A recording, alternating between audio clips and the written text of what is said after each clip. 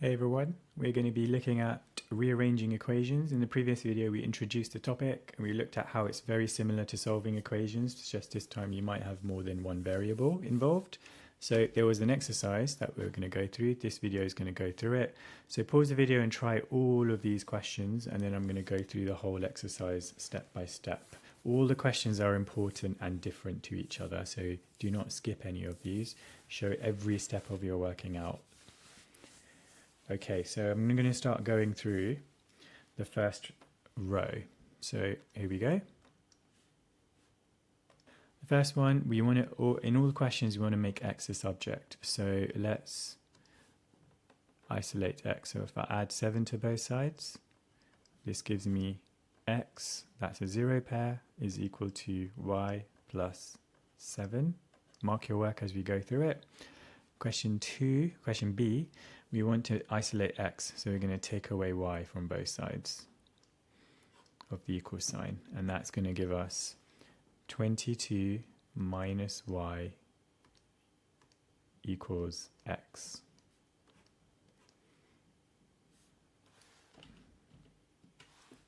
Okay, next one.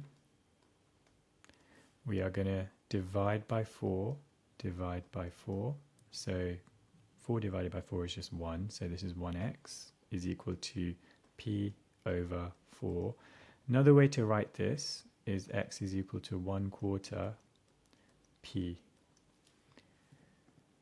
Next question, we need to have x by itself. Now I notice that x is negative, so we're going to add x to both sides first, and you'll see why.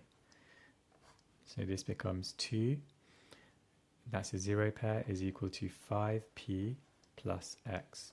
So you'll notice that x is now positive. So now I just need to take away 5p from both sides.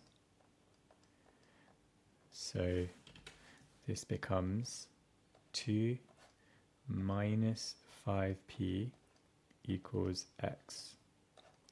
So that's being solved. So these are the first 4 questions. Mark your work as you go through it.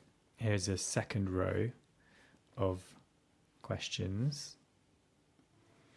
Now we want x by itself, so we're going to divide by y,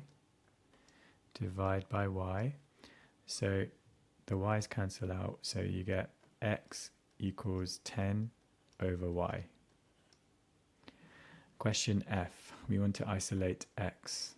So we need to get rid of the 6 by dividing by 6 and then dividing this whole thing by 6. So this becomes r plus s plus 3 all over 6 is equal to x. The other way to write this, you can actually stop here because that's your correct answer. The other way to write this is r over 6 plus s over 6 plus 3 over 6, which is a half, is equal to x. So this is another way to write the same answer.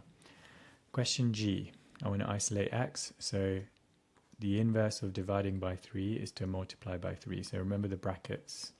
So 3 lots of x over 3 is just x, and then 3 lots of a plus 3 lots of b. So it's 3a plus 3b.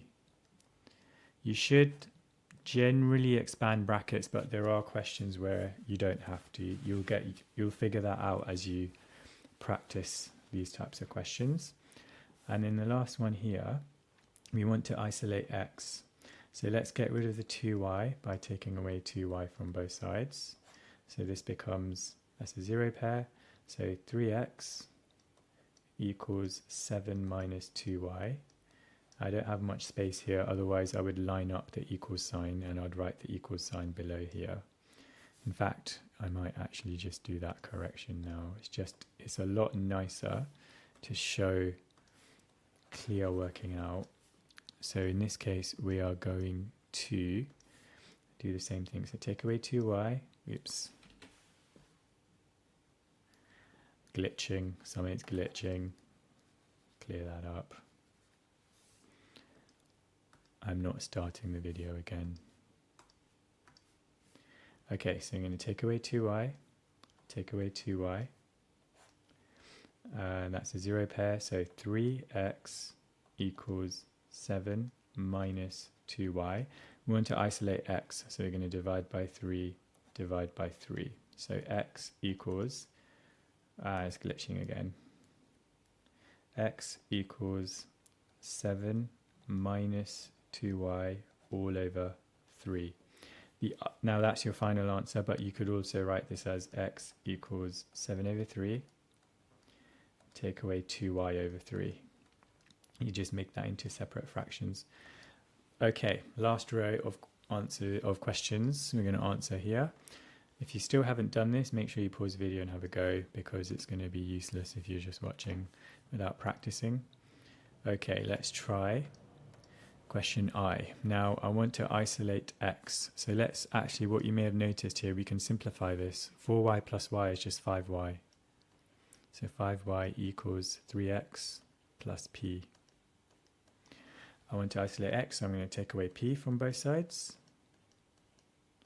Now y and p, you can't do anything with that, so they stay separate variables. So 5y minus p equals 3x.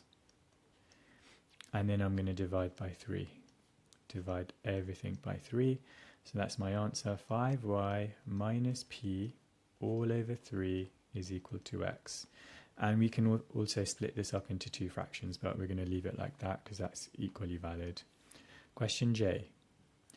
Now, remember, I want to isolate x here. Now, there's lots of ways to do this. Follow my method, although if you do end up with the same answer, your method should be fine. I want to add x to both sides because I don't want to deal with a negative x. So this becomes 3z minus y, now that's a zero pair here, so we don't need to write that, is equal to 4t plus x. Now when I isolate x, so I'm going to take away 4t.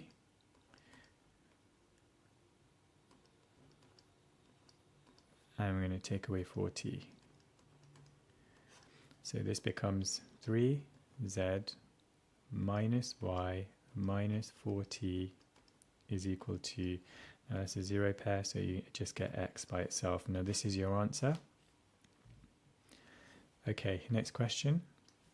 We are going to isolate x again. So I've noticed that we've got a negative 3x and a positive 2x.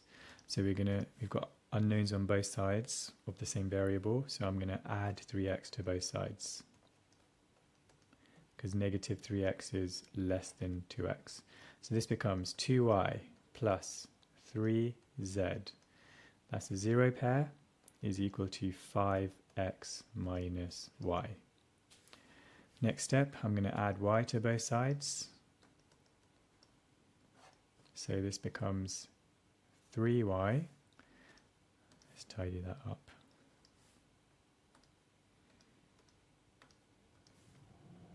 So plus y.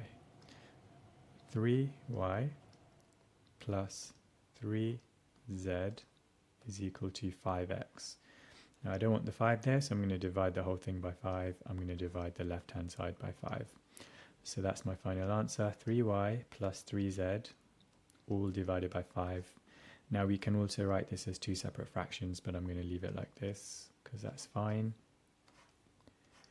Okay, question I. This is slightly more challenging, so we may just do this on another page. Alright, so what we want to do here is isolate x. The way we're going to do that is, let's get rid of the positive 2 first.